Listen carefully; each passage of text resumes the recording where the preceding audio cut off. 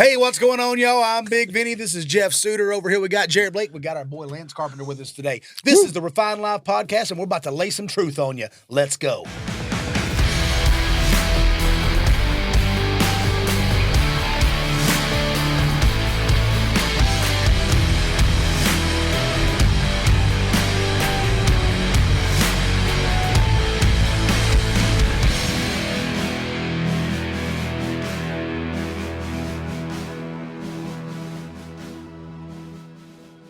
Hey. Woo! You know, every time you announce Refined Life, I take a look around. I'm like, he's the only thing in here that looks halfway refined. I agree with that. Whoa. I like the shoes. I'm not over. how refined they are, but I like the shoes. Hey, they're not rugged sharks, okay? After many comments from everyone, including my buddy Jamie No, when I showed up at his event the other day to play that acoustic show I did, he goes, I can't believe you wore the ugliest shoes. And he goes, they're not even real Crocs. I was like, well, real Crocs don't work right for me. They're too soft to make my ankle fall backwards. He goes, you got to go get some shoes. I'll buy them for you. So I'm going to send him a bill. $89.99 at Off-Broadway Shoes, but I got me some new Nikes. Dude, you should go for Air Force Ones, man. Just send him the bill. I think what are these those are fancy Nike shoes ones. he's always wearing? The dirty fancy shoes he wears, those bird shoes. Yep, there you go. They won't work for me. Anything soft won't work. I got to have a hard. These are hard as shit. You like it hard? Yeah, I like it He hard. likes it hard, ladies and gentlemen. It's got to be hard. Or it You ain't heard worth it from the anything. man himself. I don't care how big it is. If it ain't hard, it ain't good. Okay? Woo, we're off to a hot start. All right, speaking of hard, Lance Carpenter. Well, the reason I want to bring Lance on, Lance obviously has been a friend of mine and yours for a really long time. I know you've kind of met him a couple times. Lance is successful at everything he does. So he's number one hit Yeah, it kind of songwriter. sucks that way. Yeah. We brought you in here to take away some of your awesome. I'm pulling your I'm electrons going to right lower now. your ego a little bit today. But hit songwriter, platinum selling songwriter, phenomenal at his job. He was at FEMA beforehand, which he'll talk about some of that, some of the things he did. He's a great person. He was great at football. He played in college. He's done a little bit of everything. It's almost, like I say, I always call myself the overall attraction because I wear the overalls. But honestly, this guy's kind of one of those guys that's a master of all trades. I like to say he's a jack of all trades, but he's a master of all trades. Now he owns a house flipping company. Y'all have that in common. So I just wanted to give him a chance to kind of talk about the successes, where that comes from, where the drive comes from, his childhood, kind of the things that we've talked about in our life, because I think his story is very interesting, kind of the things he's been through, and the things he's created, because of the stuff he's been through. So, with that being said, Lance, why don't you introduce yourself a little bit and give us a little history of how you started off in this beautiful world? As a boy. As a boy. Yeah. Did you choose? Did you choose to be a boy? Is that? I choose to be a boy. Okay, that's important. We got to know that. Yeah, I don't have pronouns, but I'm just he. He, him. He, him. I guess that would be. I do have pronouns. I'm he haw. I watched a little bit of that when I was growing up, and I hauled a lot of hay haul. Yeah, that too. Who is Lance Carpenter? Grew up in Ozark, Arkansas, home of the hillbillies. On a farm, raised cattle, had turkeys that laid eggs. We picked them up, hand washed them, crated them all my life. So working hard was just part of life, but it was so much hard work. I knew later in life I might want a farm, but I did not want an operational farm. I just wanted some pet cows, maybe, not a couple of hundred head you got to take care of every day. And I played sports, I fished, I hunted, total outdoors. Grew up in that era where your parents could just say, go outside. And it was 8:30 in the morning and you went outside and then you heard them, supper's ready. And you knew it was time to go home. Mm-hmm. And they didn't care where you went or what you did or if you were, leaning over the back of a four-wheeler watching snakes swim through a river and trying to catch them as long as they weren't the poisonous ones. I did that one day. That was fun. I still don't like really snakes at all. And my mom hates them. So Yeah, I'm out. she never knew I did that. So don't tell her. I'm out. It's everywhere now. No Yeah. snakes. We But, got 8 billion listeners. Now. Yeah. Only 7 billion people in the world, so we got people on other planets. Man, intergalactic refined life. I love it. Love that. And I'll tell you a story. And this sums a little bit of me up. Like my family, I'm just kind of a catch-all from what they do. My mom was a school teacher. My grandpa was an executive director for a bank in my hometown. My dad owned his own business and was like outdoorsman galore, worked for Arkansas Game and Fish and worked for U.S. Forest Service. And then my stepdad ran the farm. And so everything in the world you could probably do, they could do. And so when someone would call and need something, then we'll call Joe or call Richard or call Kenneth or call Janet, and they could do it. And so I got to be part of that. And in 4th grade, our teacher gave us these 3 sheets of paper that had like, what's your life look like in 20 years? And we went through and had to, what's your house look like, your dogs, your pets, your kids, your wife, your husband, all these things. And the week before, I believe it was the week before, they had the fire trucks at school. And I was helping my grandpa clear out a fence row in the back of the house and had a little hatchet. He was using the big axe and the chainsaw, which I wasn't able to use yet.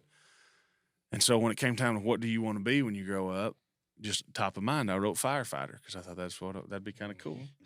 And I finished the thing, and I start to put that up on the teacher's desk, and my 4th grade brain just said, you sure? Yeah. 20, 30 years from now, you still want to be a firefighter. And I thought, what would I really want to be? And I didn't know. And that was kind of a theme throughout school. My mom taught people to go into the workforce that weren't going to college. And she brought in trades and let people do like a week. She would bring in a lawyer, a doctor, a farmer, different things to say, if you want to be a trade, just know what you want to do. If you go to college, know what you wanted to study. She wanted to be a teacher since she was in 4th grade. And I didn't have a clue.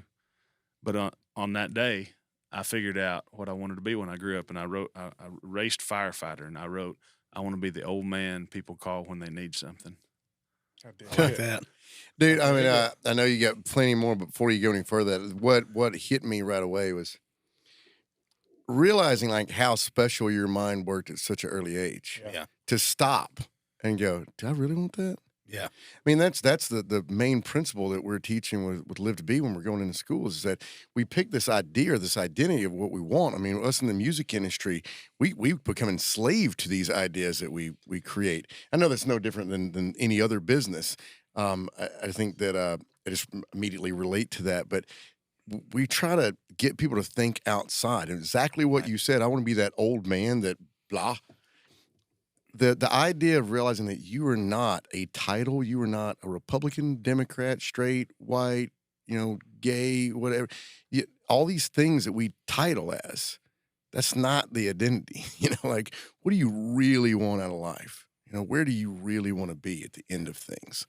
There's plenty of roads to get there, but once you know the main goal, then you can start crafting how you do that. It's cool to know that you wanted to be a guy that people could count on. People came to, right? And I think that's an important thing because that shows that, and you've become that. You've been a giver, like I said, I know we'll talk a little bit about you working at FEMA, but you're going in there to help clean up the messes of these massive disasters and all this other kind of stuff.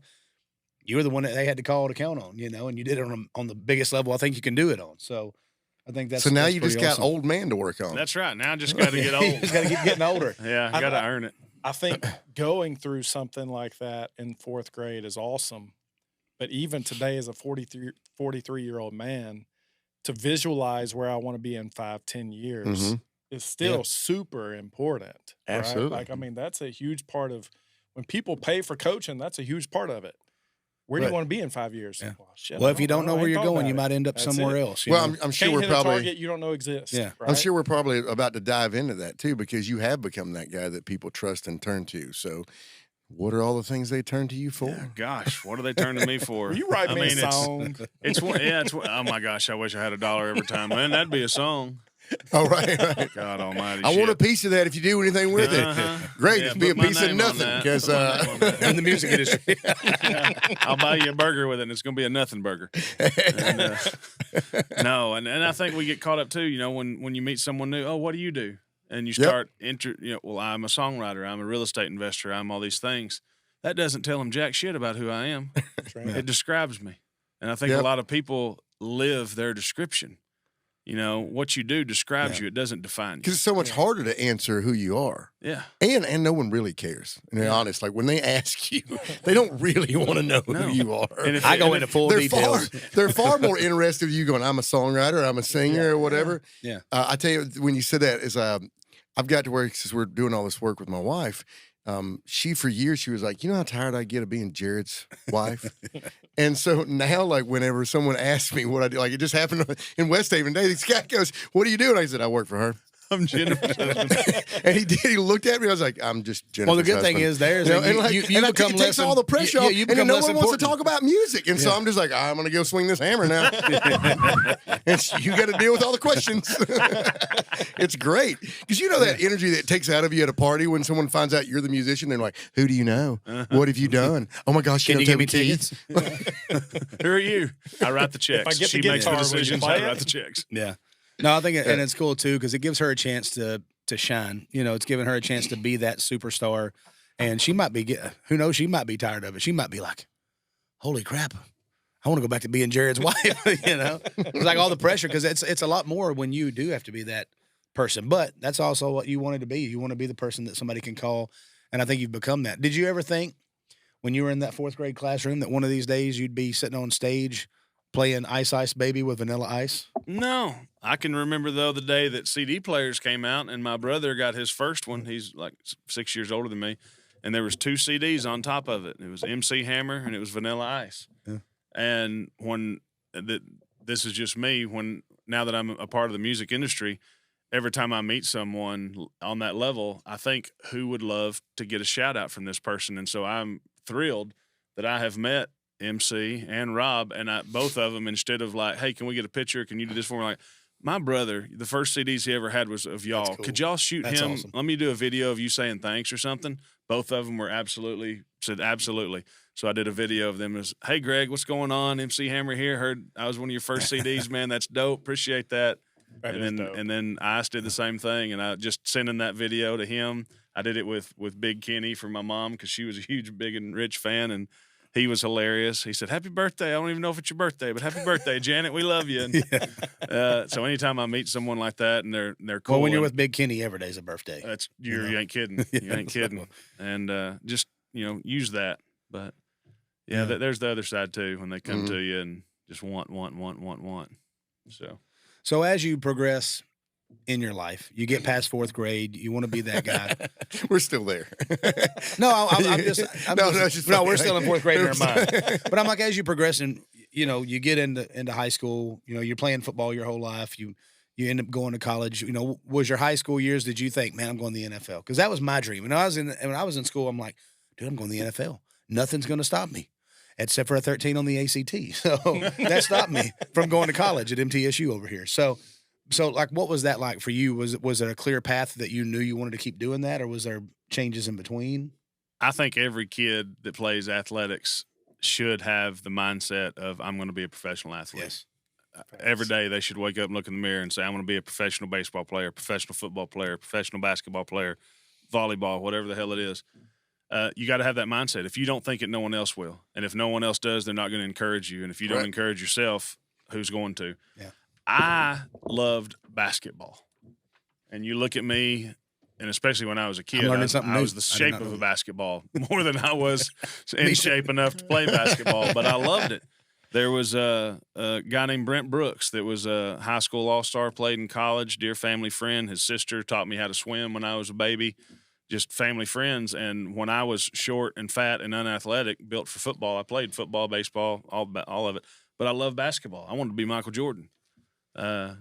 We all did. Don't know why I couldn't be. And I still, that's one man I would love. Well, there's 3 people I would love to shake their hand: Michael Jordan, Hulk Hogan, and Optimus Prime. I met Optimus Prime down in Universal Studios in Hollywood. Long story there, but anyway. All I'm saying is, this is a sign that we do have to go down to Tampa to the karaoke thing. I'm with at you. Hogan's Beach Bar. Yeah. Because we got to go do it. We got to make it happen. He sent me a down. video one day, but that's as close as it's come. We But was on the same Visalis team together. would love to just shake his hand. But anyway, basketball. So I asked Brent one summer, will you teach me what I need to learn to do this? And luckily, between 6th and 7th grade, I grew 4.5 inches in the summer.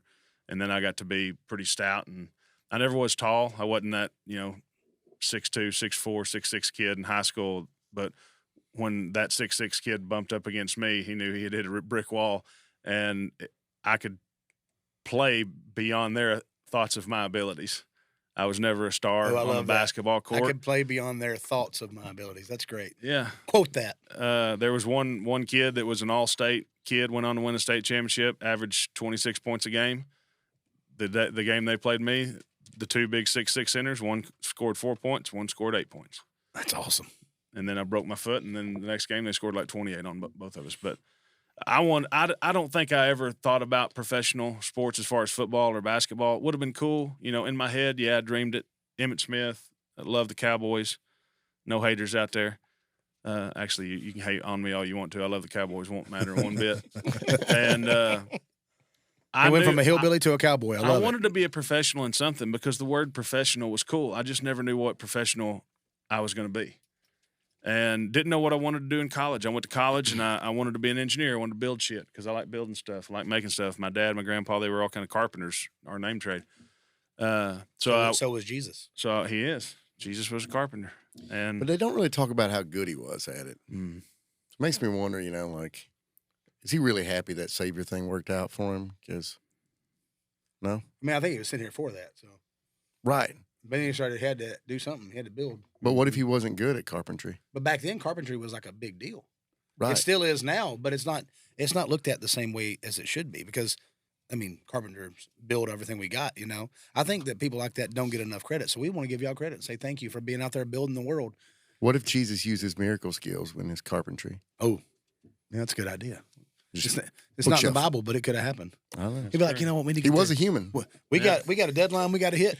Boom. It was like on Sword in the Stone when it was Sword in the Stone. Sprinkle one of these miracles on this It was like hammer on Sword real in the quick. Stone when he starts doing this and the dishes start washing themselves, as he's moving out. It's great. Anyways, it's a good thought. Now you've got me thinking about it. So back to what you were saying, because I don't want to interrupt you. That's what happens on this podcast. You get interrupted a lot. And that's all right. We can be going on this road, and then all of a sudden, where'd that road go? We're in the grass. Oh wait, now we're in the water. We're flying. What's going on? No, that's good. Well, I love a podcast that does that. Just floats and goes wherever it wants to go.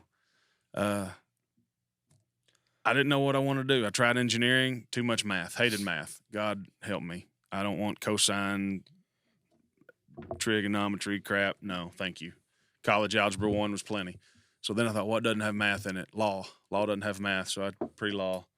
Then I had to argue, and I don't like arguing with people apparently too much back then. And so I thought, no, law's not it. So I just went undefined again with my major. You said back then you do like arguing with people now? No, I can. I negotiate. He's a good debater. I can negotiate. He's a master debater. It's great. Yeah, you said I was a master at all things. So. Yeah. I guess debating's one of them. Yeah, I'm the carpenter, and you nailed it. Yeah. Yeah, there you go. Bam.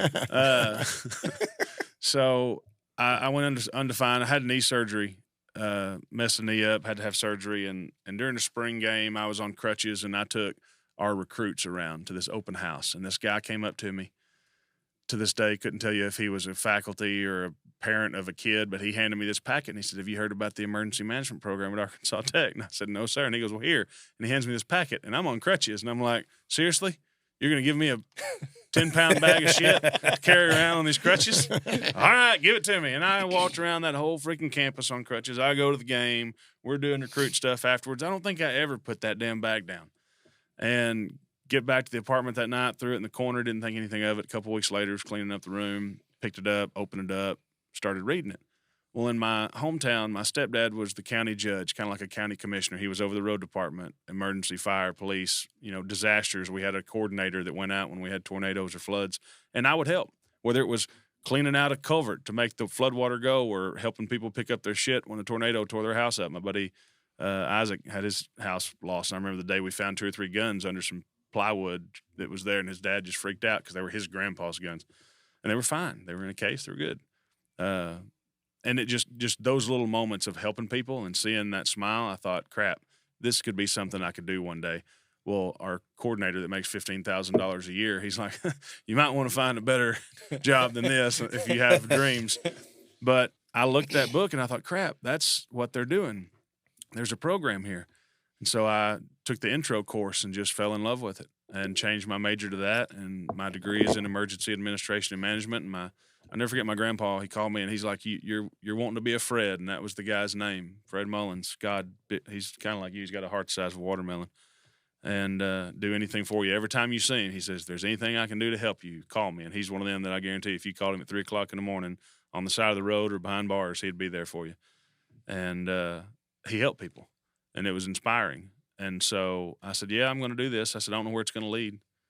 but I'm going to do it. Well, not long after that, 9/11 happened.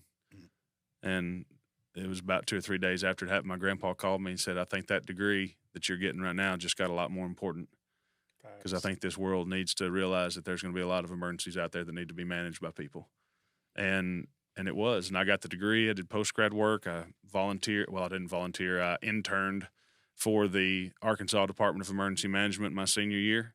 The guy that trained me during that retired when I graduated, and so I had a job waiting on me, and did that for about 3.5 years. I went from being a night like in the 24/7 dispatch office where we would get calls on tanker gas spills, chemical spills at plants, any kind of terrorism things. I got a call one day. Caller said that a plane engine had just landed in the middle of the median of the interstate, and we're like, oh, how big is it? And they're like 15 feet long, and I'm like, oh, crap. Come to find out, it was off of a FedEx plane that flew out of Memphis. We couldn't find it anywhere in Arkansas because it was from the FedEx wing, but plane lost an engine, turned around, landed safe and all that. But, you had to call and wake the governor up at 3 o'clock in the morning. Hey, there's a plane engine just landed in the middle of Imagine just riding down the road and all of a sudden, wham! All sorts of things like that to be in an Office of Domestic Preparedness Coordinator, where we put grants for fire departments and police to do hazmat response and decon units and things like that, and all kinds of training. And then I became the law enforcement coordinator, where I worked with SWAT teams and drug task force, and we had federal facilities in Arkansas, a number of them, that I was kind of in control of making sure they had money for security and all these things. A lot of crazy stuff. And then Katrina happened, and it just shook everybody's world because we'd never seen anything to that scale. And for the first 7 months or so, we had 75,000 plus evacuees in Arkansas. I had 17 different shelters that I was in charge of, checking on every day, make sure they were fine. And in the process of helping them, the FEMA people that were in Arkansas said, dude, have you ever thought about joining FEMA? Like, you'd be great at it. You're single, you're personable, you love helping people. You should sign up. We're about to hire a bunch of people.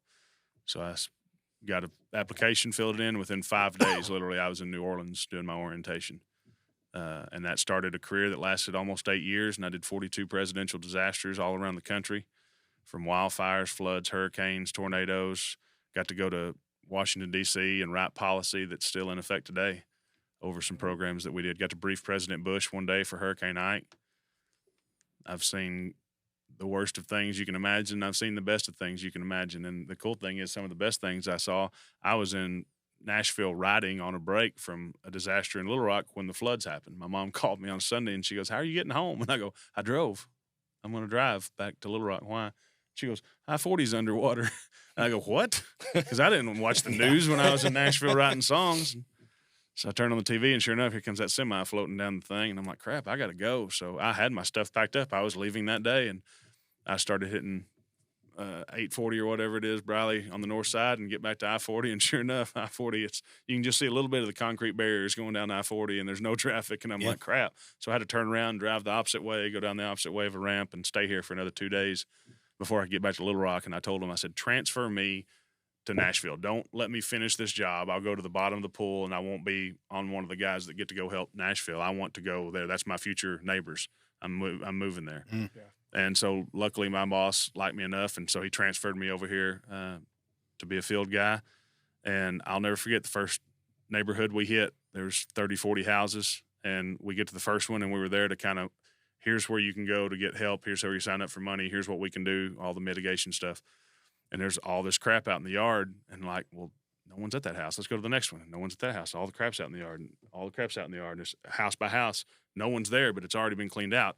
We finally get about 17, 18 houses down, and there's 50 people in this one house. And we're like, where's everybody at? Where's the people that, and he goes, oh, that's my house. The other one back there is mine. We all got together as a community, and we just started at house one, and we're all doing this together. Yeah. And the volunteer state showed itself. Yeah, me and all the guys that lived in the church at the time, we were blessed because all the way around the church was water. And literally, we were stuck there for a few days. We had power, we had everything else. But once it cleared out, we went down to Bellevue because that was where the biggest, hardest hit area was. And we just went to a random neighborhood. They were down there, same thing you're saying, working on it.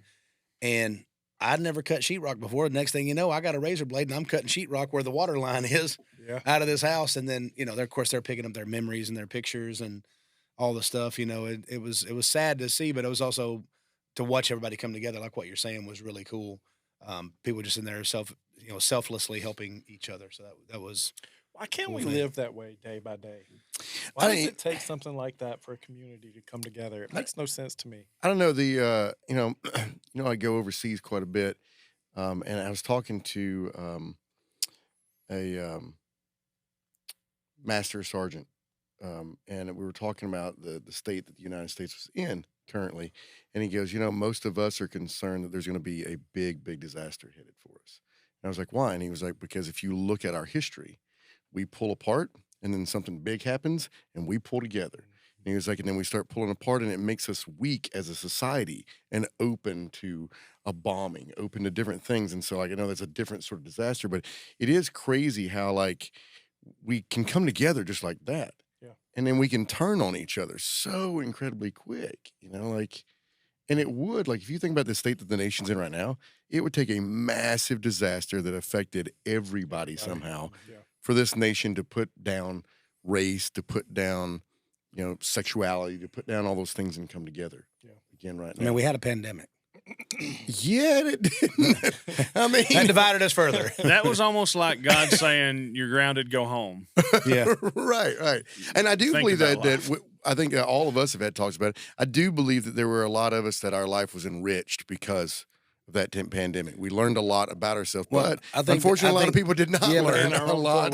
But I think historically, when you look at all these major disasters and things that happen, during those times, certain people do thrive, and they say they find their self, they find their calling, they don't give up, they build a new business, they do these things. I think a lot of people do get that downtrodden, why even try?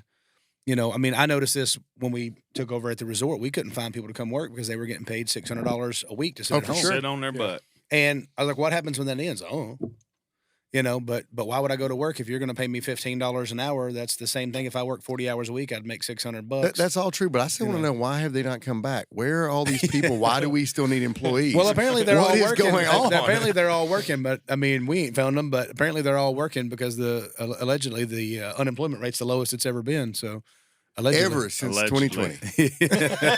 Since before 2020. Ever since 2020. But no, but that it is true. We do come together in those times, and which I think has made us a strong nation. And hopefully, we don't have to go through anything crazy like that. Obviously, more things are going to happen. Things are always going to happen. You look at there's going to be another war. There's going to be another thing. It's just that's the way it is. And we all hope that we survive the next one, and we got to be willing to, at some point, somebody's going to try to attack us on our homeland again. I think, and I may be a conspiracy theorist, but I think that the pandemic was an attack on us from another country. It may not have been, maybe it was, maybe it wasn't, but in my mind, something weird happened there. Chances are you're right. Yeah. And it might have been they're only going to realize, okay, well, blowing up a building only gets us so far. So if we send in a biological warfare, we can affect way more people. If we affect way more people, we affect their money. If we affect their money, we affect this. But what I see coming is just it's the internet. Oh, for sure. The breakdown of the mind. The digital age of what is coming. That would be more the warfare that I think that these minds are going to start focusing on, because it's you can shut down our power grid, you shut down our internet, you shut down, you're shutting down everything. Well, not only that, even my kid was talking about the other day, he was reading about TikTok, and he was like, did you know that what it shows on my TikTok is very different than what it shows in other places, right? He's going through all that stuff, and it's weird to think that your 17-year-old kid knows that, and we're still all doing it. You have the knowledge that this is screwing me up, and we're all still FOMO. It's FOMO. It's instant FOMO. That dopamine hit. Yeah, dude, absolutely. And we act like crack's worse. It's Do you realize that our generation, but think about it, you realize our generation will be the first generation that you might see a new generation of kids hate social media because they can't get their mom off of it? Never thought of that. I don't know if that's our generation or the generation right after us. Well, what about the husband who can't get his wife off of it?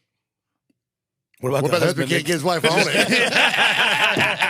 I was going to say, what if it's the husband that can't get his wife off? But all those things are bad things.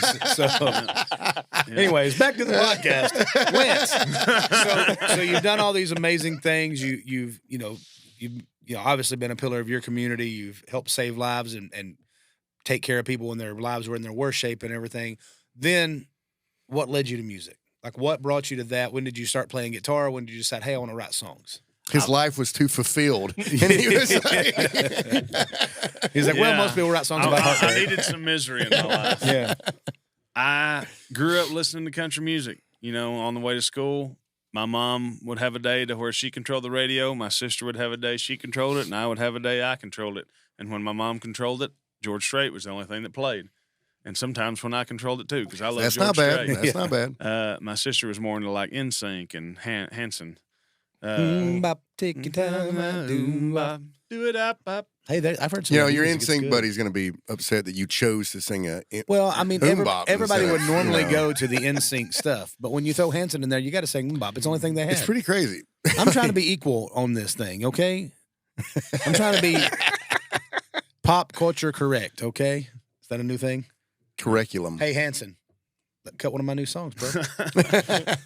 Anyways, go ahead. So music has always been, a staple. My stepdad drives around, listens to the 40 Countdown on Sundays all the time. And I'll tell you where it really started for me. And it started from a place and then it shifted into something. When we had campfires at different places, one was called The Spot, and it was because cop cars couldn't get there. I never drank, but I was a kid that kept all my friends out of trouble. And a couple of guys would bring guitars to the campfire. And when they would start picking a Metallica riff or a Nirvana riff or maybe play a Hank Jr. song, that's where the girls went. And I noticed this. And Sounds familiar, Jared. And so my cousin Roger played, my buddy Brian Simpson, Jody did, Colin, Keaton, and it was just this cool thing. And so when I went to college, I went down to a pawn shop, spent $100 on a little Yamaha FG 401. The action on it was about 1.5 inches, so my fingers, God help me. And I took it to college. And I remember day 2 or 3 I was there 2 weeks before school started because of football practice. I walked on the team, and I was in a college dorm by myself. My roommate ended up not being a sports guy, and so he didn't show up until school started. And I would turn CMT on, and I would watch, and I'd say, where are they putting their hands on that thing? And it's funny now because now when you're doing music videos, they may not even be putting the hands in the right spot. Right. Where do you find music videos? Yeah, well, and 20-something years ago, it was CMT, but now not so much. But that's what I did. I found out how to do this, and I figured out some chords and learned 2 or 3 chords without knowing what they were. And then I'll never forget, one day I was playing or thinking I was playing. This kid walked by my door. I had my door open. He goes, you might want to tune that thing. Huh? He goes, you might want to tune that thing. And I go, how? He goes, them things up top. I'm like, they're not decorative? I thought they were decorative. Oh, wow, it does change. I had no clue. I was such a dumb, because, music was not something I was ever going to do in school. I think I took music in 7th grade and almost failed it. They were wanting us to draw the clef bars and all that, and I didn't want to do it. Still don't know theory at all. Anyway, so he told me how to tune a guitar, and then when I played a G chord, it actually sounded like something that should sound like a chord. So I learned a few chords, and then I learned G, C, and D, and I wrote a song that is god-awful called Main Street. Just because creative writing was always something important to me. The guy, Brent, that taught me how to play basketball was killed in a car wreck his freshman year of college, and I wrote a poem for his sister, really just, it was called, Hero, and it was just saying he was a hero of mine, taught me how to do all this stuff. And I gave it to my mom, and I said, give this to Gwendy today. The day that he passed, and I guess it was the day after, and just thought it would be something that maybe would make her smile or his folks. Well, then at the funeral, Coach Parrish, our high school basketball coach, gets up and says, I was handed this about 20 minutes ago, and after reading it, I felt like everybody needed to hear this, and he read the thing in front of 400 or 500 people at this funeral at the gym, and that was my first time anybody knew that I wrote creatively. And so I took that, and I wrote lots of poems between 7th grade and college. And then in college, I wrote dozens and dozens of songs or started songs. And that's kind of where it was. It was just a creative outlet. And the cool thing about the guitar, football practice, school, girls, whatever it was, when I picked that guitar up, the world turned off. And it's the best therapist I've never paid for. Oh, well, I mean, $100, but, and the world turned off. And that's what I loved about it. I could have a shit day and I could pick up that guitar and just try to strum stuff. Or when I finally figured out you can pull up on a computer that had the chords and the words, I might play through a song or look at it and go, oh, I don't know those chords. I'm just going to have to make up something when I get there and make up something. Nope, that wasn't it. But I did that all throughout college, all throughout my job with the state, all throughout FEMA. I either took or bought a guitar everywhere I went because I knew if I picked it up, I could let the day go. Yeah. And that's what it was for me, was therapy, really. That was your glass of wine when you get home. Pretty much, Yeah. Yeah, it was. I love it. And it, you know, I've never had to have a therapist. And I was talking to a friend the other day about, she was depressed all in her 20s. And she asked me, so have you ever dealt with depression? And I go, honestly, I don't think I have. Like, God, he's given me two sets of shoulders. One of them is flat and strong to carry all the shit that my friends need to tell me that they don't want to carry around. And they know I'll listen and I'll keep that between us. Or he gave me some hydraulics to make them really steep to where when I need shit to roll off my shoulders, it does. I don't carry stuff around at all. And I think the guitar was ability for me to take some of the, you know, the thoughts in my head and create stories around them that had nothing to do with me. Yeah. But it might be an emotion that created the story. And that's been one of the best gifts he's ever given me, was that creative outlet. And I told her, I said, I don't think I've ever been depressed a day in my life. And hopefully, you know, I can be that therapist for my friends sometimes when they need to just vent. Yeah. You know, we were talking about you not long ago on the podcast because we did Must have been a slow day. we were doing the CMA Fest, and you know, I was complaining about something, and you told the story. It was in the cafeteria. It was in the cafeteria, and I think that I made some statement about playing in the cafeteria or something like that, and you brought up, hey, anybody that's here to see you, they had all these other options, and they chose to see you here. And that's who you've always been to me. You find that silver lining. And so I'm curious, as a guy that very much got caught up in the business of things, what it was that kept you in it. And I'm using this for an example because, like we discuss all the time, every business has it. You can feel successful and be successful in either your eyes, the world's eyes. You can be a critic of yourself. You can listen to what the industry's telling you, or whatever industry you're in. It gets confusing though, but you seem like you've never got caught into that. You've had some big opportunities. You've been around a lot of big stuff. But somehow you stay in this peaceful, humble spot. Like you said, I haven't needed therapy. I mean, I use my guitar the same way, but I've still been through a butt ton of therapy as well, whether it be by a bottle or by an actual therapist, you know? So I'm curious, did you ever find yourself, or have you ever found yourself becoming a slave to the industry and the standards that they placed on all of us, what success was? When I was in Maine in 2007 on a disaster, when we finally got time to where I had a night off, I went to a local sports bar, was going to catch a game, drink a beer, eat a burger, and just get away from the hotel and away from our office. I go in there, and there's a guy on stage playing, just one guy on a guitar. And he was kind of like an acoustic singer-songwriter Pearl Jam kind of rocker. And I listened to him play, and he had a bunch of friends there, you know, 15, 20 people, you know, friends just watching him singing along to every word. And I just enjoyed the hell out of it. And after it was over, I went up and introduced myself and said, man, I really enjoyed this. I needed this. I've been up here working for FEMA, and tonight was what I needed. I got to sit at my table by myself and listen to nothing but music and watch a game. And he goes, cool, man. Well, let's keep in touch. And was at his house one day and picked up his guitar and started playing. He goes, dude, I didn't know you played. I go, well, a little bit. And he goes, do you sing too? Because you talk country, and we don't get country music in Maine ever. He goes, I go, well, I do, but I've never done it in public. And he goes, well, get on stage next Tuesday on my gig. If you get up during the break, play one or two songs. It will freak people out that we've got country music up here. I go, dude, I have never played in public. I'm going to suck so bad. He goes, I don't care. Just do it. No. Long story short, I did it. My hand was shaking like a dang leaf. Dropped my pick 3 times during my first song. Had to stop, pick it up. I was embarrassed as hell, but I was not going to let the moment win.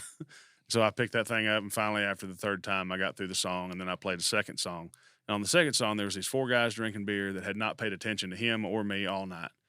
and it was a stupid song about wish I had 50 cents so I could play a game of pool and win enough money to buy a burger because I've been on the road as a trucker forever. And hell, I've never driven a truck.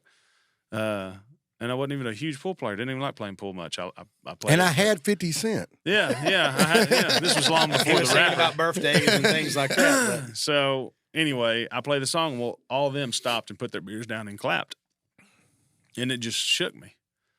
And I got back to the hotel that night, and I thought, if I wrote a song that made the whole bar do that, it might feel cool. So I Googled songwriting, and I found an organization called NSAI. And I joined online, and I found you could submit songs for evaluation. And I'm like, ooh, this will be fun.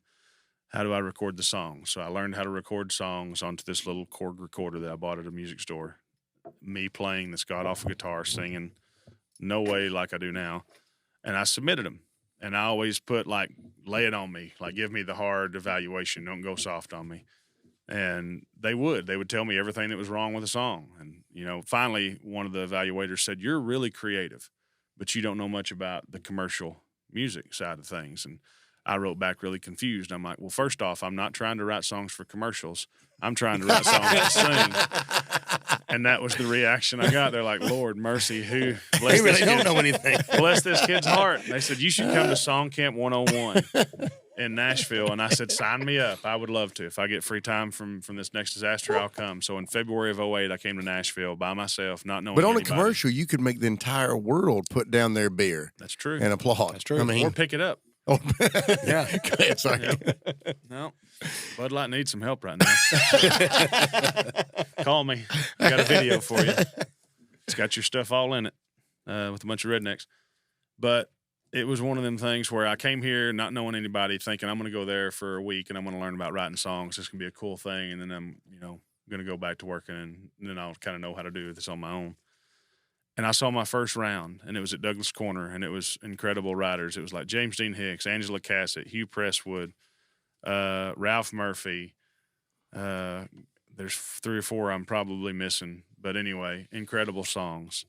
And in the middle of that round, I looked over at the kid that I couldn't even tell you his name, and I said, in 10 years, I'm going to be in this round with a sold-out place, people listening to me do my songs. And that was in 2008. And I think the first time I ended up playing the Douglas Corner Cafe with it sold out was around 2012. And I think it was like a week before my 4th year from that night. And I said, I told myself I was going to do this in 10 years. And I said, here we are like 1 week before my 4-year anniversary of saying that. And y'all came to the show and sold it out. And it was me and Steve Seskin and Jamie Floyd and someone else. Can't remember who the other person was now. Make me mad. But to answer your question, I came here knowing I knew nothing. A lot of people become a big fish in a small pond where they're at, and they come to Nashville and they think if they get a manager and a booking agent, they're going to take over this town. I came to this town to learn what I didn't know because I knew I didn't know shit. And I became a sponge, and I would sit in the office of NSAI and write with anybody that would walk through the door, and went to every workshop I could, whether it was an NSAI thing, a Songtown thing, all the other organizations thing. I joined all of them and just became a sponge and learned what I could and talked on forums and went to 4 or 5 rounds a night and would be up at 6 a.m. looking online trying to research people. And I'd walk up and down Music Row and I'd write down the names of the buildings and I'd get back and I'd research them. I'm like, well, crap, that's a hair salon. So, and just I did that. And then from 2008, and I moved here permanently in 2011 just because I wanted to be here. And within 12 months, had 2 major cuts, which happened pretty quick because Dylan was a friend of my roommates and he was at our house all the time. And before all that, to back up a little bit, it was probably 2009, 2009, I applied for and got chosen to go on a thing called Horse and Rider with Skip Ewing and Kent Blasey and Clay Mills and Deanna Bryant. A few number ones in there. Yeah, several. And it was out in in Wyoming. And we were on a horse ranch and we rode horses and we wrote songs and kind of did workshops. And it was one where Skip actually chose us and he paid for us to go, which was really nice because you could pay to go or you could get chosen. And I signed up one day thinking this is the stupidest thing. And I signed up and I'll never forget, I was writing with Forrest while I was here working the disaster. And Skip Ewing said, hey, just listen to some of your stuff, man. Would love to invite you to this invitational. And I'm like, I'm in. And so I go to that. Well, I meet Kent Blasey. And a couple things with Kent. Kent was one of like my first mentors outside of like the NSAI mentors. But as far as like a hit writer, me and Ken just clicked. I'll learn how to talk here in a minute. And one day they got to evaluate your songs. And so I went in there with a little hard drive that had a little base that you had to hook to your computer and then slide the hard drive in it. And as I was in there trying to fumble and play this song that I was hoping he would love, I fumbled around this thing. He looked down. He goes, how do those things work? And I go, well, hard drives. He goes, well, do they ever mess up on you? And I go, dude, like 3 weeks ago, I had one that had some of my FEMA files and songs I'd written and pictures. And I plugged it in, and it reformatted itself, went to blank. And he goes, man, what'd you do? And I said, I just listened. And he said, what do you mean you just listened? I said, that was just God telling me to start over. I didn't need that stuff. That was one of the moments where my shoulders were really steep. Yeah. And I didn't think anything of it when I said it. I did not have an antenna very tall back then when the ideas came out. Well, then, and one of the big things was don't ask the pros to write or to like get to know them, that kind of thing. Just let them teach. Next day we're at breakfast and Kent comes in. He goes, Lance, can you come out here real quick? Got a question for you. So we walked outside away from everybody. And he goes, I couldn't sleep last night because all I could think of was you listening to God telling you to start over. When you get back to Nashville, I want you to get my number and I want you to come to my house and I want to write that with you. That's awesome. And I said, dude, we're not supposed to ask y'all to write. And he goes, did you ask me? I go, no. He goes, that's right. I asked you. You going to do it? I go, yeah, I'll do it. So get back to Nashville, go to his house. One of the best views in Nashville, y'all. Wow. If you ever get the privilege, do it. He's got a pool out there. I told him one day he was going to come home and find me swimming in his pool. He goes, relaxing, kick back. You got the code. Come on. Never done that, but one of these days I will, just because I told him I would. We're coming. Yep. And so I was there. Corey Batten was there as well. Yeah. He said I brought Corey in because he was grooming Corey at the time. And I hadn't moved to Nashville yet. This was 2010 when we wrote. And we finished this song, and Corey looked at me, and he goes, how are you so calm in this room with Kent? And with me, because he just had his second number one with a little black dress on that he wrote with Ken, but he had She Wouldn't Be Gone, Blake Shelton, his first one. He goes, first time I ever met Ken, he goes, I was a dang long-tailed cat in a room full of rocking chairs. Now, Corey didn't say that, but that's how I would explain it. And I said, he invited me, and I just showed up, I just want to bring my best and learn from y'all. And he goes, I just don't understand how you're so calm right now. And I said, am I not supposed to be? I didn't know. You know, it didn't register that I was in the room with a future Hall of Famer that had done all this stuff that created Garth. And I mean, I knew who he was. I knew his songs, but it was, and so I took that opportunity, and this is what that made me think of. 15 minutes after that conversation, I said, all right, Kent, Corey, you've had 2 number ones. Kent, you're a legend. I'm not worried about failure at all. I'm fine with failing. I've done it plenty. You just keep on going. You pick yourself up. You go. You learn. Success. I've heard horror stories about people having success and turning into assholes. What advice would y'all give me if I ever move here and, by the grace of God, have any success? Corey shared his thoughts. Kent shared some stories. And then Kent stopped and he goes, you know what? Enjoy your successes, but never become them, and you'll be fine. Love it. And I've carried that with me everywhere. So what year was it? Because I thought we met before 2010. So we met before you actually moved here. What year was it that we actually met? Because I know you came, I think it was a poker game at the house, right? It was a poker game and a pitch night for the Visalis. Oh, the Visalis, yeah. Yeah. No, it was What was it? World Ventures. That one. Yeah. That one. I met that bass player dude at NSAI or somewhere, and he said, hey, man, would you like to meet Bigg Vinny? I said, a trailer choir? Yeah. He goes, cool, I'm going to his house tonight. We're doing this thing, then we're going to play some poker. I'm like, I'm in. Which bass player was it? Yeah. Heavyset dude. Oh. Dark complected. John Q. Q. Thank you. Yeah, I love Q. So anyway, at that time, I just met Forrest. So it was probably 2009. Yeah. when that happened. And Forrest came with me. Yeah, because I think Beer Gut was already out at radio, so it'd be 2009. Can I just say I got pitched World Ventures and by Salas by multiple people? I did them both. Made good money in both. I did well in both those. I enjoyed them until they changed the companies. Yeah. Yep.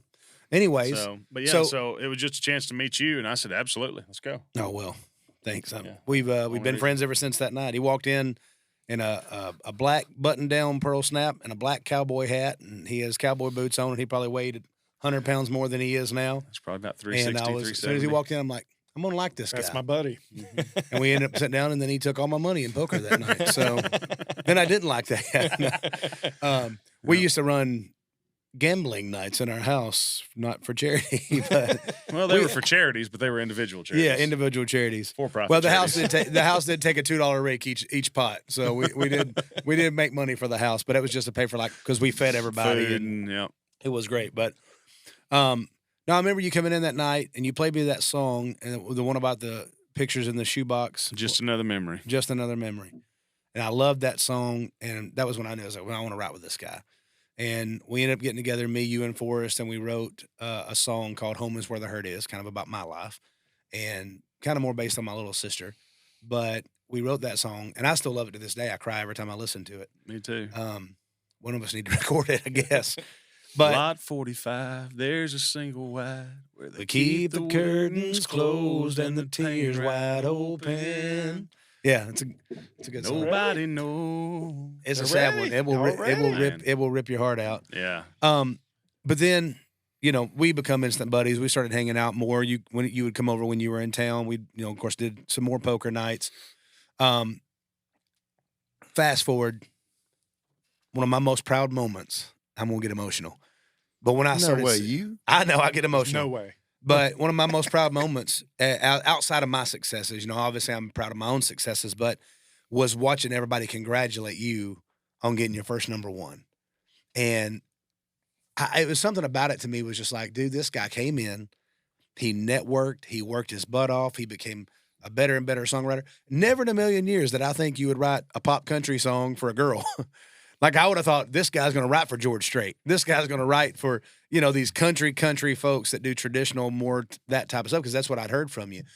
And then all of a sudden you get Kelsey Ballerini's, that song that put her on the map, and y'all were kind of working with her, and Forrest was working with her at the time. He produced her. I know we got so much more to talk about with you, and we might go over a little bit on this, but kind of tell that story, and then I want to get into Music Row Coach because I want people to know about what you're doing now too. All right. Yeah. The way... This is how the Kelsey thing happened, and this is going to be something for if there's a songwriter listening to this podcast, take notes. I went to the Bluebird one night on a Monday night because I heard it was the place where you hear the best songwriters in the world. And I walked into that place, and song after song after song, I wanted to throw up because they were the worst songs I'd heard in my life. Same. I've been there. It was a Monday night, and what I did not know was it was an open mic night. Yep. And I looked at someone after about 10 of them, and I'm like, I thought this was the place where the best people played. Who are these people? I've been lied to. Yeah. And they're like, oh, this is an open mic. Anybody can come get a stamp on a thing and play a song. Other nights. Was Barbara Cloyd still running it? No, I couldn't even tell you who it was. It wasn't Barbara. And so I was like, all right, fine. And so that week I came on a Wednesday night and saw Phil Knobloch and Mark D. Sanders and Rivers Rutherford and someone else, and it was just like, back to the drawing board. Exactly. I found out how bad I was that night. But the cool thing is that I was in town for a week, and then I was back home probably, and then 2 or 3 months later I came back to town, and I was here for 2 weeks this time, and I had a Monday free. And I thought, you know what I'm going to do tonight? I'm going to go to the Bluebird open mic. And I'm going to listen with different ears. I'm going to go there and celebrate these people who got a chance to play in this hallowed venue that we all as songwriters call our mother church. And I'm going to listen to it not to hear the best songs in the world, but to see dreamers chase. And I sat in a table by myself, and I ate, at the time, hummus, because I met Ralph Murphy in there one night, and he loved eating hummus, and that's what I started eating there. They don't have it there no more. Bluebird, bring it back. And this kid got up and played a song. Couldn't tell you the song, but he was a great player, great delivery, great kid, head and shoulders above everybody else that played that night. And he came off the thing, and I introduced myself to him. And I said, man, my name's Lance Carpenter. I really enjoyed your performance. And he goes, well, my name's Forrest Whitehead. It's nice to meet you. Where are you from? Arkansas, Louisiana. Cool. Have a seat. Let's talk. At the end of the night, I gave him a card, and I had put down my personal publishing company because I'd learned about publishing companies. At the time, I was with ASCAP, so I had ASCAP. I had HPRD Publishing, which is Hillbilly Pride Runs Deep. And then I had the NSCI logo because I thought that would make me look really legit in town if I had a business card with all those things on it. And I gave it to him. And years later, I found out that night he went home and called his dad. Dad, I met a publisher tonight at the Bluebird. He really loved my songs. Maybe I'm going to get signed to a deal. I didn't know. I was years afterwards. And we got together and wrote a song. And I bet we've written 70 or 80 songs. And before that night, I had written with 50, 60 people in Nashville and never found anyone I clicked with until Forrest. And there was one other writer, Scott Tonkinson, that I had met with, and we clicked. And in the 2008 to me moving here in 2011, I bet I wrote with over 200 people, maybe 250. I found 2 that really clicked with me. 3 if you throw Philip Pence in there because we've written a bunch of songs, and he's written songs that I'm going to cut. Him and Corey wrote one called Get a Hero Home that I have cut, will release, love it. And I don't even know where the story was going, but it was basically that's how I met Forrest. And had I not went back to the I know where I was going now. Had I not went back to that Bluebird, knowing what I was getting into, I would have never met him. We would have never became friends. When I bought my house here, I gave him the keys and I said, move in. I'm going home to pack for a couple of weeks. I'll be back. He goes, what do you mean move in? I go, the house is yours. Move your shit into it. He goes, I can put everything I own in a car. And he did, because when he moved to town, he was in a trailer out at the KOA part, and then he lived with Ryan Griffin and his wife, Talia, for a little bit, girlfriend at the time. And that was the neighborhood where I bought my first house when I moved here. And so he moved in. We took the 3rd bedroom, made it a studio. He learned Pro Tools in that studio. That was the first time writing with y'all. That was where we wrote. Well, yeah, but that was the first time that I ever written to somebody that was actually making a track like while you're writing. And I was like, whoa. This changes the game. He came to town wanting to be a producer, and he was working 3 part-time jobs, making pennies, and I had a great job with the federal government. And I said, what do you need? Soundproofing, Pro Tools, plug-ins, computer, let's go buy it. And we did. You need more instruments? And let's do that. One instrument was really all he needed, and then a keyboard. We got that. But, and we just started writing. Well, he signed a deal. I signed a deal. I'm skipping a lot of things here about meeting with publishers, coming home, sharing, oh man, they love this song we wrote. A lot of times we would have meetings, and the songs they liked were the ones that either me and Forrest wrote or me and Scott wrote. Every other song, not so much. And fast forward to Forrest signing a deal. Robert Carlton signed him. I signed a deal. Jeff Carlton, Robert's dad, signed me, 2 companies, and we went from writing 3 or 4 times a week to once or twice a month, and we hated that. And Speaking of music, I could write a lyric to that bass beat. note. Boy, you sitting that car, it'll vibrate you. I don't know if y'all could hear that on the podcast, but that was impressive. If y'all could, I could feel it. Back when I was in high school, I'd been like, who is that? And I'd been wanting to run out there and find out. Anyways, go ahead. So He still had the thought. I kind of did. I went back to 1999, 2000 right there. Anyways, go ahead. Sorry. So when that happened, we decided we're going to get together at Monday night at 7:00. And we had met a lot of artists at that time, and we were going to just focus on writing verses and choruses. And then if we ever got a chance to be in the room with Dylan Scott or Courtney Cole or Sarah Darling or whoever, we would have stuff ready for them. And one night, I was exhausted. He was exhausted. We met. We didn't want to write. He said, there's these 2 new writers up front in the lobby. Let's just hang out with them. And it was for Kelsey and Josh Kerr. So we went up there. Long story short, we hung out. I bought pizza. We got to know each other. We was playing music. She said something. He said something. I said something. First line of the song fell out. We looked at each other, thought we'd never get back together again, and we wrote it and finished it like 12:30 in the morning, did a work tape. The work tape sounds like the demo that Forrest did, and all those years of doing demos, he now created the sound that was so different. When we turned it into the publishers, Jeff Carlton sent me an email back, said, I love this vocal. Won't work on country radio, ... yet. And he knew that it was ahead of its time.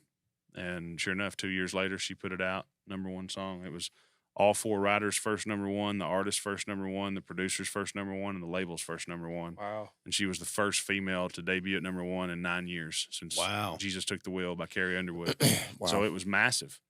for one, country music having that pop country thing, and there was so much bro country. I said we wrote one for bra country. But two, women weren't being played on radio at the time. It was when the Tomato Gate thing came out, and I think the Tomato Gate, and I think Taylor Swift, when she was driving through Nashville, and she made that tweet driving through Nashville with the windows tell down. them about the tweet, because a lot of people don't know that. Yeah, the tweet said, like, I'm going to not quote exactly, but she's driving through Nashville with the windows down, listening to my favorite new female country artist, Kelsey Ballerini, # love me like you mean it, # yeah boy.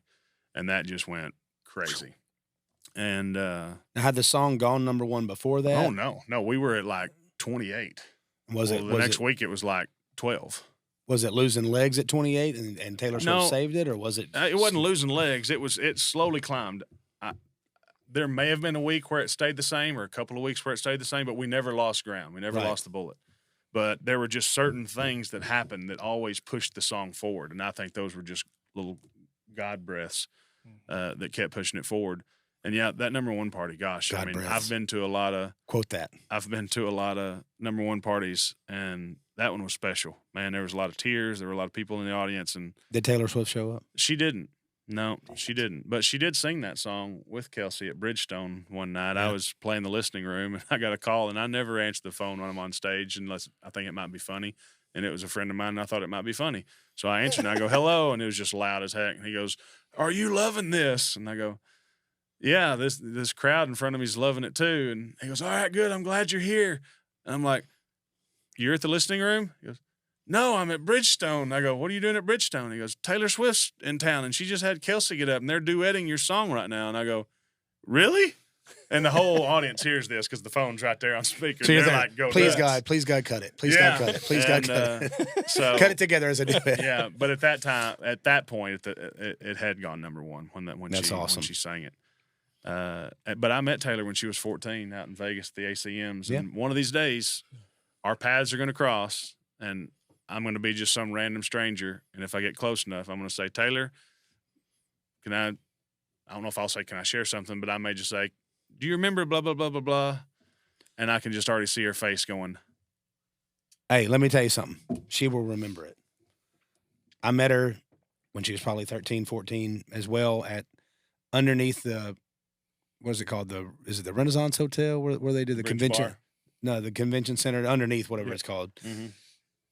I was there with Smokeless Tobacco and Camping World, and we had Trailer Choir, and we weren't signed yet, and we were supposed to be there to sign autographs.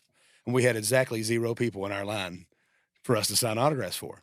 Brooks and Dunn was there signing autographs, and they had a big old massive line and all this kind of stuff. And then across from them was this little girl I'd never heard of, and her line was bigger than Brooks and Dunn's line. And I can't for the life of me fathom, like, who is this girl? And how is her line so big? So I go and stand in the line because I had to wait to go through that because I'm like, I have to figure this out. I wait all the way to the, in this line, probably an hour or something like that. Get up there. I'm like, hey, listen, I don't have a clue who you are. She goes, that's okay. She's just a little girl. And her mom was there with her. And I was like, I just have to know, like, how do you have a bigger line than Brooks and Dunn? And she's like, oh, and she's like, she's very humble. I'm sure she still is, but back then she was very humble. And she's like, oh, I didn't even know. I said, I was just impressed. I waited in line because I want to know how you got this. She goes, well, I'm on MySpace and I got, however many hundreds of thousands of people. And I'm like, what's MySpace? She goes, you don't have a MySpace? And I'm like, no. She's like, you got to get on there and add me as a friend or whatever. And I was like, okay. So, I talked to them. I was like, hey, I said, I wasn't trying to be weird to be this because most of it was these little girls in line there. My big redneck ass, about 20. I was about 22. I got the record deal, I think, the next year because we were on sister labels. Mm-hmm. And I was sitting there in line with all these little girls waiting to get it. I'm having my overalls on. I weigh probably 450, 460 pounds at the time. Get up there, ask those questions. I call Butter. Man, you're not going to believe this. We're about to be famous. I'm like, why? I said, we got to get a MySpace. So the next day we had a MySpace. We were luckily at the time we were working with what I love is that energy has never left Vinny. The amount of times he calls me like, this is all we got to do, man. Yeah. This is it. This is it. Hey, I feel like that with everything. But you know what? Hey, at one point in time, that MySpace had about 150,000 people on it, and they were all real people, not something we added. We never added a single person. It was always requested to add us on every single person that was a fan or a You friend. remember getting in trouble ours. for that top 4 and top 8 stuff? Yeah, I People do would get remember upset, that. especially girls. Yeah, that was Why- that's why a she that's a higher? that's a story for another time. But no, it's like, but then, we ended up being on sister labels. Tom. I got to be at the CMT Awards with her. She saw me at the after party dancing, her and Emily West, Emily West.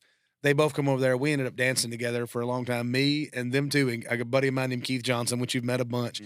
And of course, at the time, she was, she had like a number one. I think Teardrops on My Guitar might have been her second number one, but she was getting pretty big, but she was still, touchable. Like you could still have a conversation with her.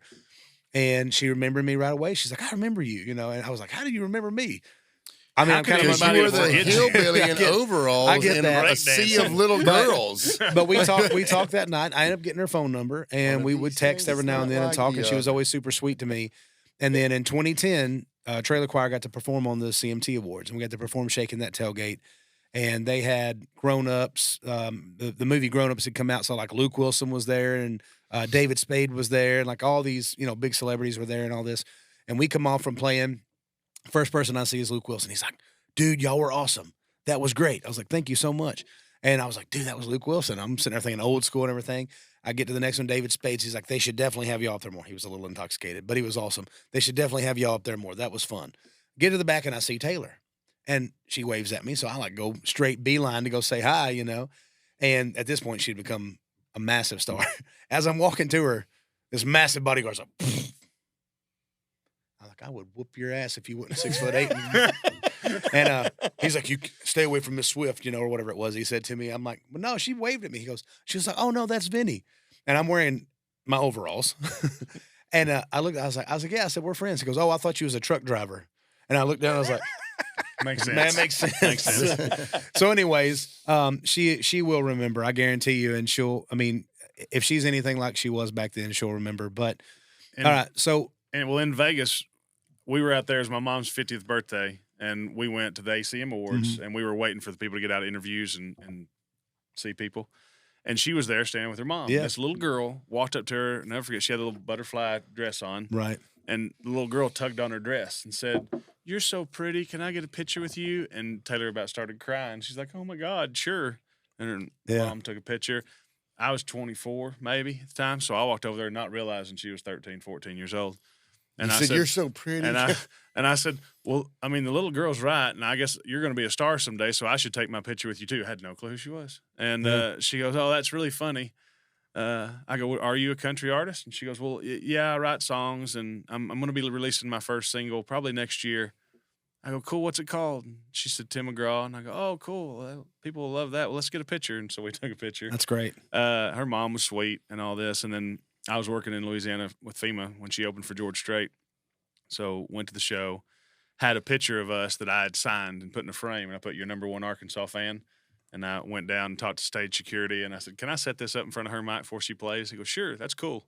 So I set up in front of her mic and was sitting pretty close to the front. And the whole show, now that I'm a performer, you know how the lights, you can't see crap. Yeah. She was sitting there playing, and she looked down, and she saw that and couldn't tell what it was. And she'd sing and she'd play. All of a sudden, she'd look down at it and try to figure out what it was and couldn't figure it out. And then when she finished, I was hoping she'd pick it up and take it with her, and she didn't. So I went up and got it, and I went to wait for the line.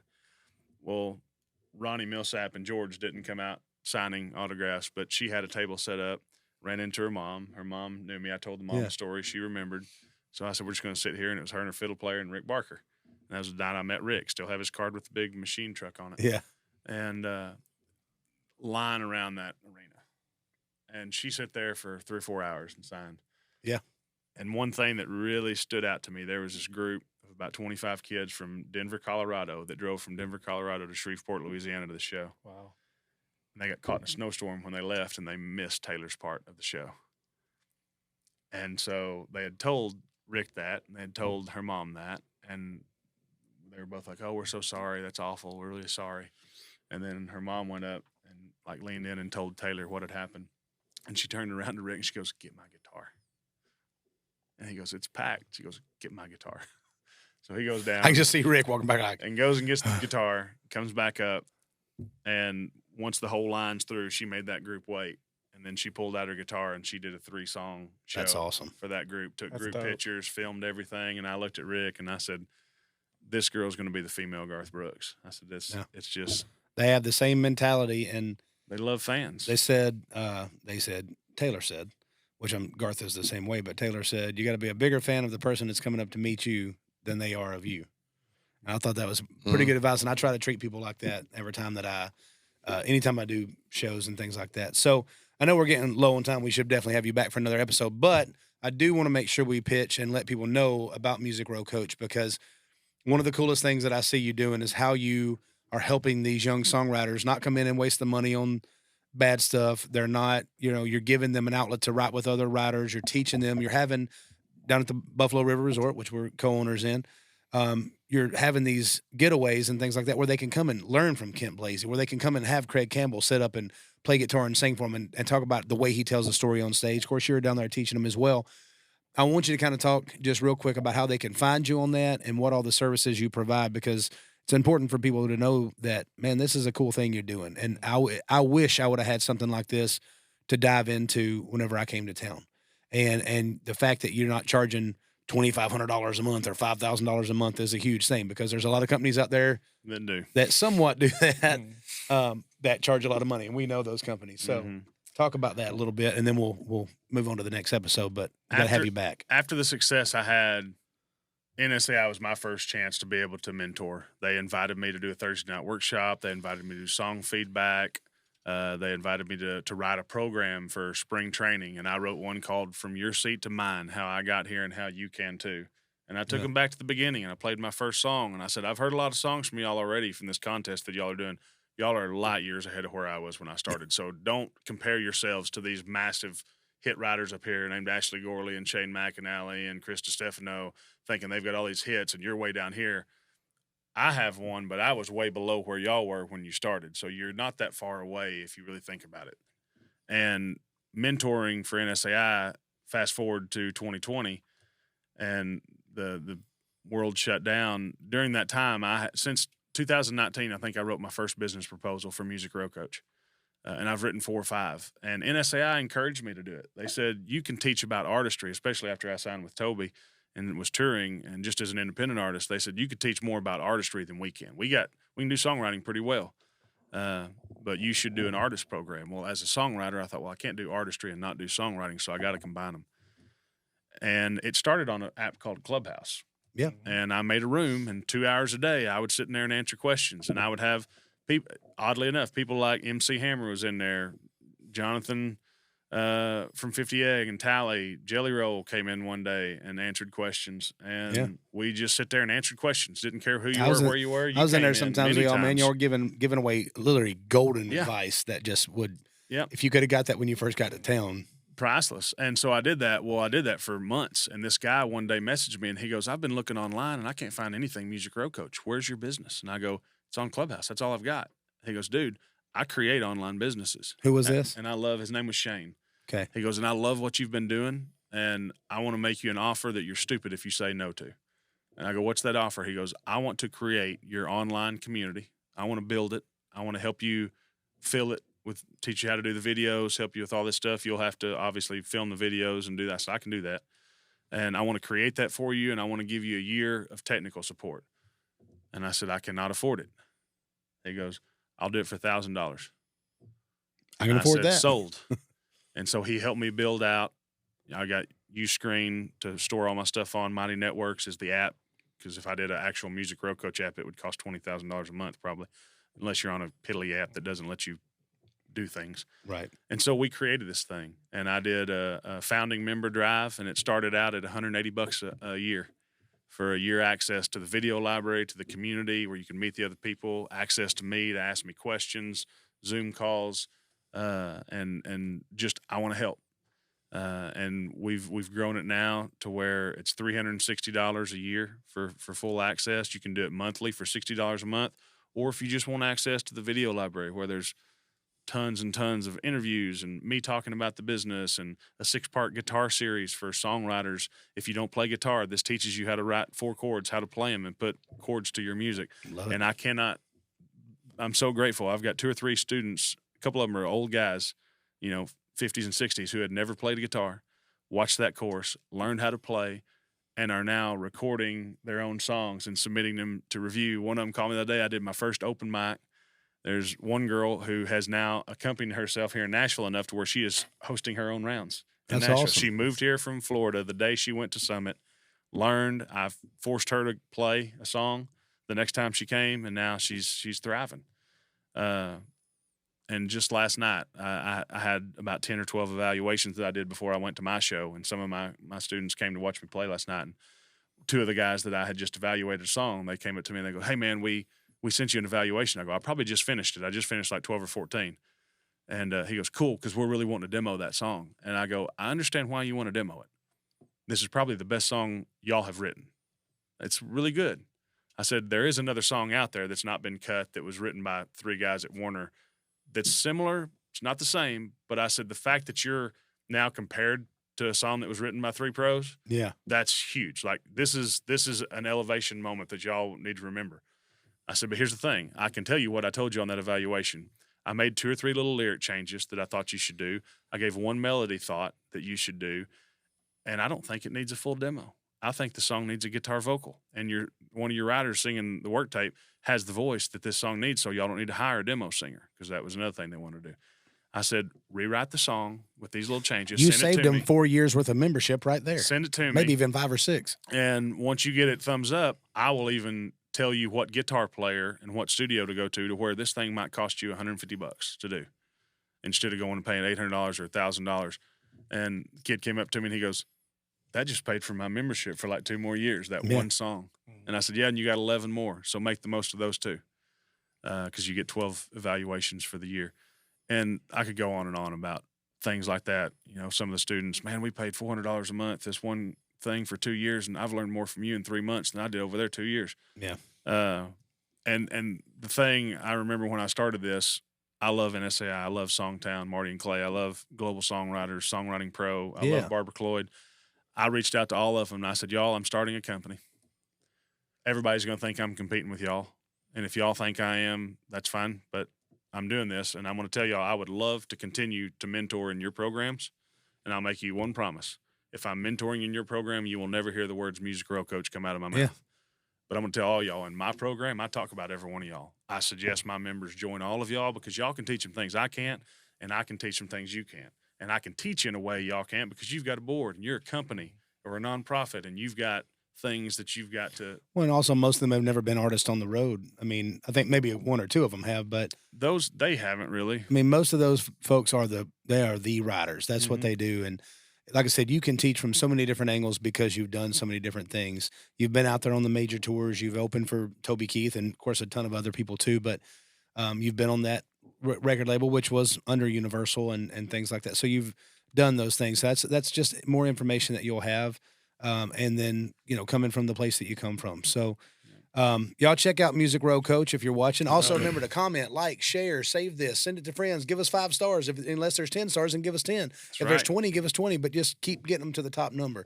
If you don't like us, still give us 5 stars and, write a bad review. I don't care. You don't have to give us 5 stars, but if you hate us, just tell everybody how much you hate us. Yeah. Yes. Spread the Everyone. word in some way. That will be in our next episode.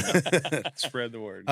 Anyways, hey, we appreciate you. We definitely got to have you back on because I think we didn't get to touch base on a lot of things. So much more. So much Oh. more. That- 'cause I But wanna as, get as it- long as I've known you, I still learned things today that I was like, I didn't know that. I didn't know that. I didn't know that. Well, I won't. Great guy. Yeah, I want to bring you back for sure because I think on the business side of things, talking about what you're creating now with your real estate investments, the founders Mhm. group that you're in, all that, I think that's a whole nother episode. But if you're watching today and you want to learn about music, this is your guy, Music Row Coach. Check it out. Yep. Woo! Absolutely. Thank y'all. We Find Love Podcast.